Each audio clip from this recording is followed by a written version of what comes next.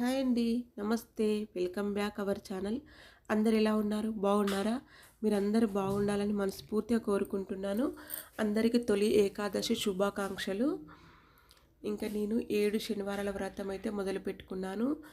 నేను ప్రతిసారి అయితే 7 శనివారాల వ్రతం అనేది చేసుకుంటానండి చాతుర్మాసంలో. ఇప్పుడు అంటే మనకు తొలి ఏకాదశి నుండి కార్తీక శుద్ధ ఏకాదశి వరకు ఈ 4 నెలలు చాలా విశిష్టత. ఈ తొలి ఏకాదశి నుండి అయితే మనకు చాతుర్మాసం కూడా ప్రారంభమైంది కదా. చాతుర్మాసంలో విష్ణుమూర్తిని శివయ్యను ఆరాధిస్తే చాలా మంచిది. చాలామంది చాతుర్మాస వ్రతం కూడా చేసుకుంటారు, అంటే 4 నెలల పాటు కూడా చేస్తారు. ప్రతి ఏకాదశి కూడా ఉపవాసం ఉండి స్వామివారి ఆరాధన అనేది చేసుకుంటారు. 16 సోమవారాలు కూడా మొదలు పెడతారు.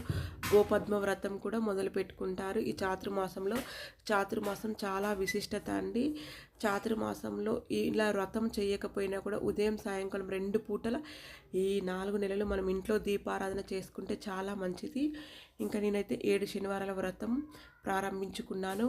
అంటే ఈరోజే తొలి ఏకాదశి నుండి కూడా నేను ఏకాదశి వ్రతం కూడా ప్రారంభించుకున్నాను. ఏకాదశి వ్రతం అంటే విష్ణుమూర్తిని ఆరాధించి ఇంకా దశమి నుండి ఉపవాసం ఉండి ద్వాదశి రోజైతే ఉపవాసం మొదలుతారు.